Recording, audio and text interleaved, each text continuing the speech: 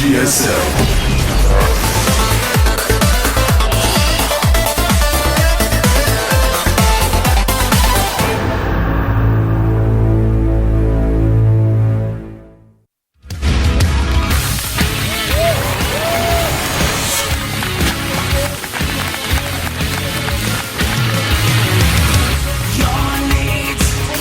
Back here at the GSL. Codes, we just saw Thorzane get knocked out by two fairly similar timing attacks. Kind of we were talking about this on the break, variations of the same He got strategy. bopped, man. He got bopped. It's too bad. Hopefully he can come back. I'd really love to see him make it in that round of 16. Well, I think he still has a chance. It's just going to be all up to his TBT at this point in time. Yep. Unless someone knocks Squirtle down, which I don't see as likely. I think he's gonna just coast out of this group. I think the rest of the Terrans are gonna enter this slugfest. Yeah. Try to get out. So Keen against GuMiho. Keen, a very solid Terran. One of the best Terrans out there, actually. Yeah, recently he's just been killing it, man. He's been looking good in all these other leagues, but hasn't truly delivered in Code S yet.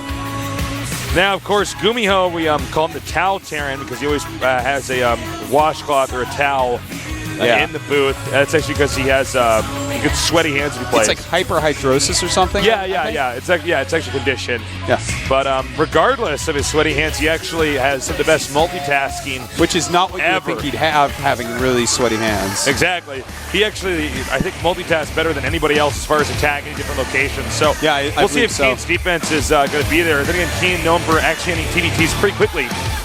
So, yeah. He, who knows? He might actually attack him early on. We're going to see. Tastes that are toast jet lag here from MLG. We landed here late last night and then woke up abnormally early in the morning. That's how it goes, dude. That's how we do it, man. Traveling nerds. With the traveling nomad gypsy nerds. So if we're a little out of it, we apologize, but we're trying our best. It's so pathetic. And so the game begins in the bottom right starting location in the red. We have our Terran player, one of many Terran players here in the GSL. His ideas. MVP King.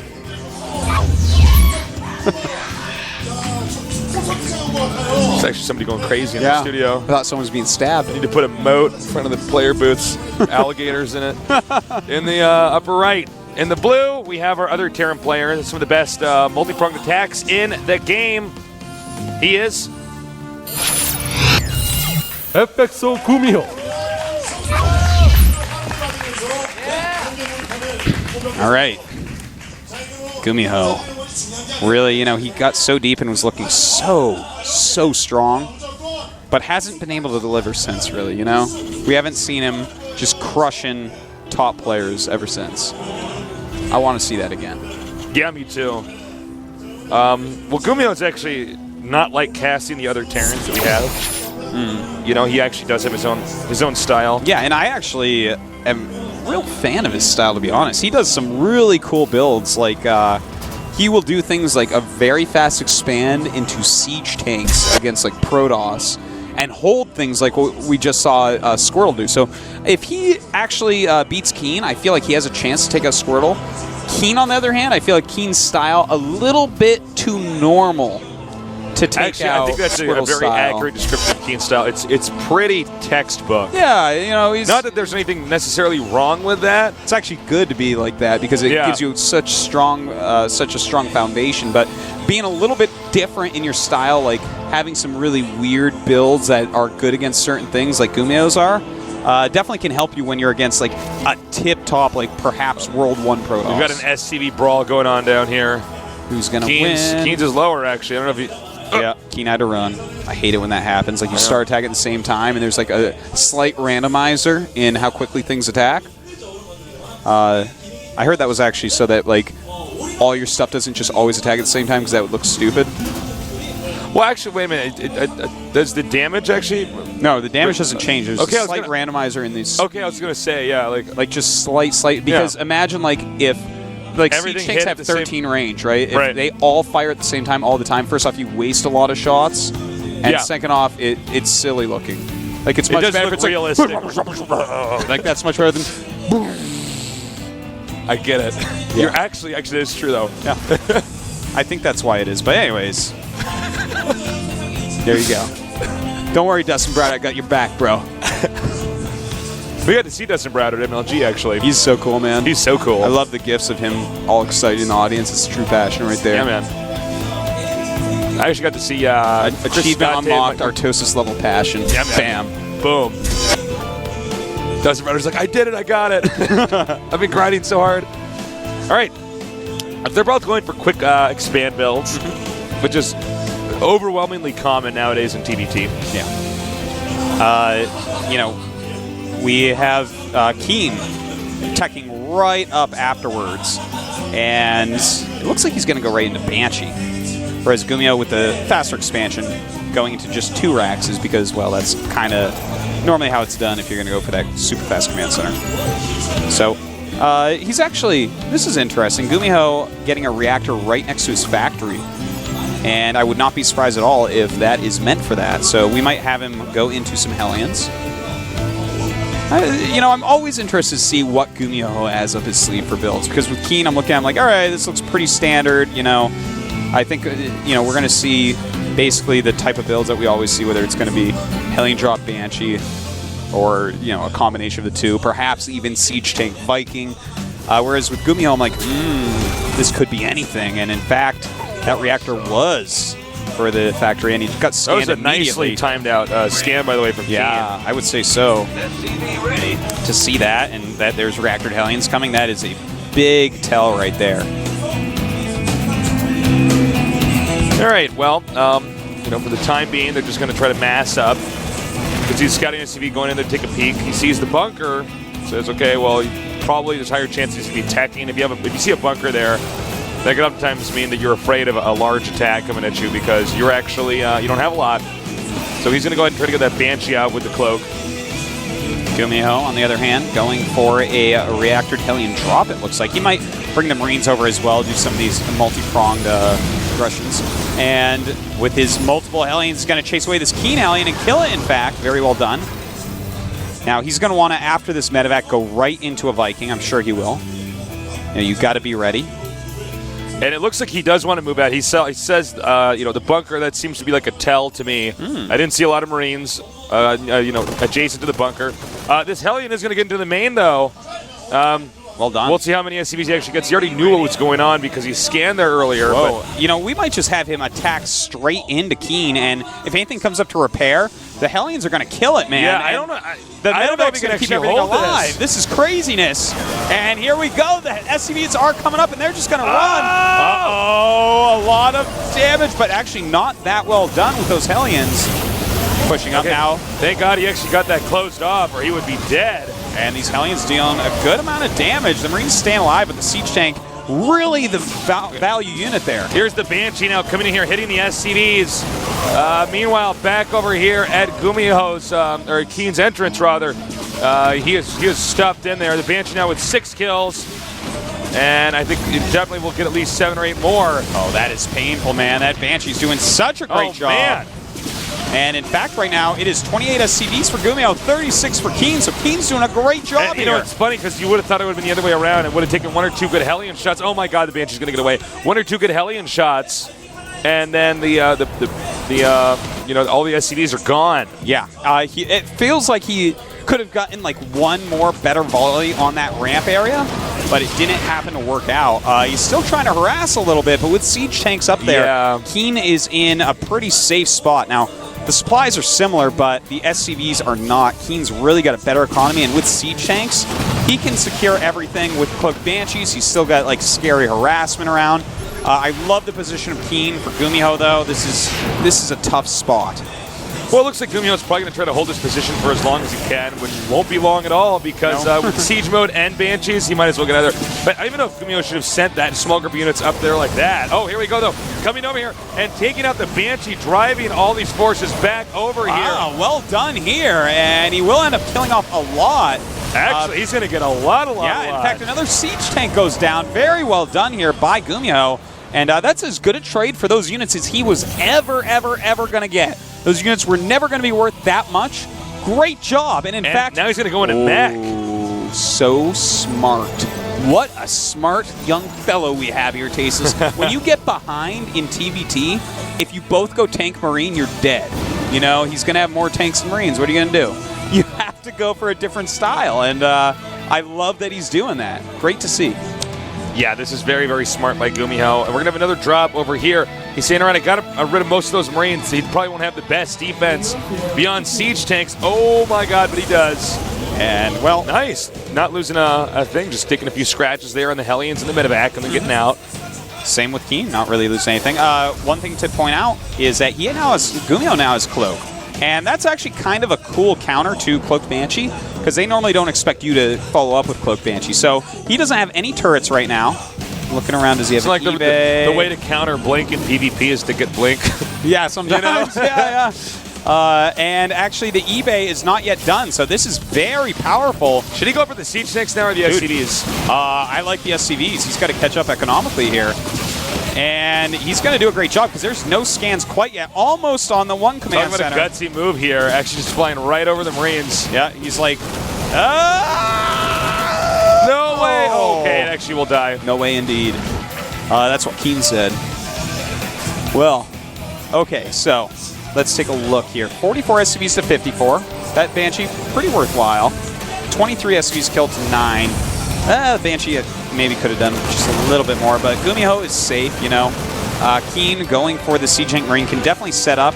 He might be able to get a little bit aggressive, but he can at least set up a really decent contain for a bit. It's been a really interesting game thus far. A lot of back and forth action, really cool openers. GuMiho is one of the more interesting Terrans to watch, in my opinion. I really get a blast it's a real watching. treat casting this game compared to some of these other Terrans that we've cast. Oh my God! And very nice control of the Banshee. Just, you know, staying right at the edge of that ridge. And Sim's going to finish, well, it just now finished, excuse me. But GuMiho is determined to try to take out as many SCVs as possible. And he wants to scan it. And he will get that, just barely. Well done. I think GuMiho is being a little bit too aggressive with his Banshees. He might be. You know, it's always nice to have Banshees with your mech army. And in fact, he doesn't know he's going mech yet, we just saw. But it's nice to have Banshees with your mech army to help pick off tanks. You know, make them really use a lot of scans, make them maybe get a Raven. One thing I want to point out is that Keen has been producing like 7 Marines at a time. He's up to 37 Marines right now. And, I mean, if you go just Marines with tanks, you're going to get just slam-izzled by Mech Man. Like, Blue Flame Hellions are going to eat through you. Oh, this is not good. Okay, he's got to be careful here. Now, these are going to go up here and do a lot of damage. But the Blue Flame Hellions are melting the Marines. That's right. The siege tanks do live. He's really going to go to the Banshee and take out those siege tanks. Oh my God! Concerning he's going mech, if he gets some of those siege tanks, that's huge. Yes, indeed. Now the supplies have evened up quite nicely and here. We also have a drop at the top left, and it should be landing at the top right. Yeah, really nice control with this Banshee here. He just wants to get that siege tank. Great harassment by GuMiho. I think it's time for him to pack up and go home, though. Keen has way too much here. That GuMiho's got to get out of here. He doesn't want to lose this. He doesn't want to lose that Raven. Oh! Big snipe there by Keen. In the meantime, dropping in this third base, a ton of Marines coming out, and GuMiho's in a lot of trouble. He is totally overextended, and Keen has punished him for it. With the angle here for the Marines, they can actually take out all of this as long as, the Blue Flame Hellions never really get to do the damage they were intended to do. Yeah, really well done here by Keen. GuMiho in a lot of trouble once again. GuMiho's been making really smart attacks, but he just keeps losing everything after the attack. Yeah, you know, he's throwing units away as he's doing damage. He really needed to run after he got, you know, the last volley or two. That was worthwhile at Keen's natural. When you only have 2 siege tanks left, it's really time to turn around. We got a bunch of Hellions coming up here. Hit these SCVs. This is the kind of damage that GuMiho really needed to do. By the way, GuMiho not spending his money very well. Way too many minerals. You probably want to start making some extra Marines or something. Extra command centers. I don't know. Meanwhile, Keen going northbound. He wants to, I think, potentially end this, saying, all right, well, you're dropping me too much. You've thrown away too many units. It looks like he'll either go for a contain or push in.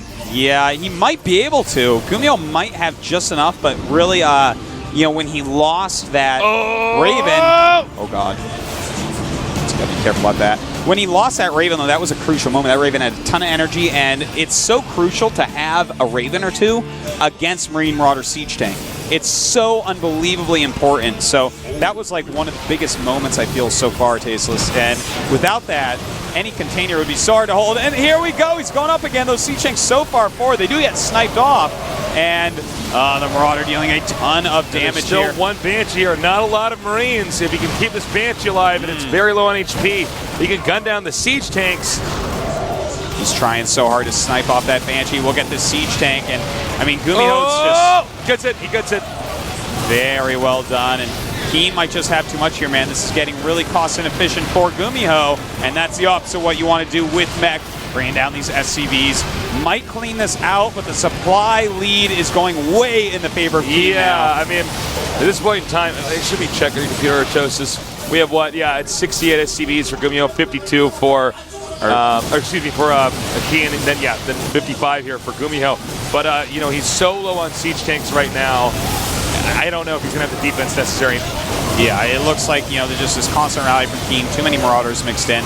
With GuMiho, you know, he overextended there ever so slightly. And you know, here's going to lose because of it. Here's the thing, guys. You know, this is why you need a Raven if you're going to have to. If you're going to face up against somebody who can go Marine Marauder tank, you need a point defense drone. Not just that, but remember all those Banshees that he lost. Imagine if during all this he had 3 Banshees instead of that 1. Right. I mean, GuMiho just lost too many of his crucial units in his attacks. You know, he did a good job with his harassment, but he really, as you were saying, Tasteless, should have not overcommitted like that. So. Well, it's important. Trading is never as good as just, you know, killing off a few units and then running around, you know, basically escaping. Absolutely. All right, this orbital is 100% going to die, and I think this other one is as well, and that might be too much of a crippling blow here. Maybe more and more units rallying up here. GuMiho cannot hold on to this, but he continues to try to push through. Note that Keen did a really good job scanning constantly during this battle instead of dropping mules, so that he would always see exactly where the siege tanks are, get in there, do the damage he needed to do, and ultimately that's what's going to win him this game. Yeah. Well, I mean, he's going to have to GG in a minute here, Tasteless. There's basically nothing left for GuMiho. Keen was relentless this game. Yeah. And you know what? He played very well, but GuMiho, he made a few mistakes there, losing those crucial units, and that's the whole thing with mech. You can't be losing your gas units. Basically, he can lose as many Hellions as he wants, but the siege tanks, the Banshees, all that stuff, you know, has to be kept alive. One thing that's different between like Marine Marauder, Medevac, and then going mech is that the Marines and Marauders are actually, you can lose them, and it's okay, you know. Yeah. It's not the end of the world, whereas like everything with mech is so precious because it takes so much longer to build and it's so much more expensive. GuMiho actually secured the left side, but now Keen dropping into the natural. Keen's taking a 4th baser and all this. His supply up by 50. No, but he's not going to go up that angle right now. They know I do not quite have enough. GuMiho looks like he wants to stay. Let me take a look at all these numbers. Okay, so it was 71 SCVs for Keen, 42 for GuMiho, 92 supply to 144, and he's actually just going to drop on top of this stuff, realizing just, oh man, I am so far ahead. And he is right, Tasteless. GuMiho wants to stay in this game, but Keen is not going to let him. Yeah, I got to hand it to GuMiho, though. I haven't seen him tearing with defense this solid. I mean, talk about being tenacious, you know? Insane. Yeah. Siege tanks are good at defense, that is for sure. GuMiho just... he wants to hold on so badly, but his supply is almost doubled right now. And you know what? He might stabilize for long enough for Keen to have to group his units up before attacking, because he's basically been rallying into his base for, you know, what, 7 minutes or something? What Keen's doing isn't easy, by the way, guys. Normally, GuMiho should not be touchable, but he's basically dropping in all the right places. Okay, well, this is not something right with. Let's get a shot at something else here. But, yeah, he's just dropping in so many locations that he's really punishing the limited number of siege tanks that there are. That's right, and looks like he will remove this drop, but GuMiho just hit 20 SCVs, 19 SCVs. You know, maybe if he had some large amount of SCVs left, it would be all right, but look at this. Dropping that Marauder for Tank Splash. Keen's just getting fancy now. It looks like we now have, okay, here's something funny. 71 SCVs for Keen, 17 SCVs for GuMiho. Wow. It looks like he's decided, okay, I'm basically dead. I'm going to counterattack because why not? I have a lot of siege tanks. And he does. He has 9 siege tanks against just 2 of his opponents. Note how Keen is arcing out his army. He wants to have a perfect surround here. Here we go. Actually, he says, oh, no, wait a minute. You're gonna siege up? I don't need to attack you. I don't need to do anything. Yeah, he just backs up. He can run like, around, flank, whatever. Oh, no, that's surprising. He's actually going to go back after. You know what? GuMiho does want to try to continue here. Well, we'll see if he can maybe get some sort of defense going and get another base, because that's what he's going to need here. He needs to be turtling up on 3 mining bases if he wants to get a good mech max. You know, you can't do it off 2. And Keen he's going to be able to make a ton of command centers around the map if he wants. And in fact, that's what he's doing. He realizes, okay, GuMiho looks like he has enough siege tanks. It's going to be hard to keep attacking. But Keen definitely transitioning perfectly here. I'd like to see him throw down some starports. You know, go battle cruisers.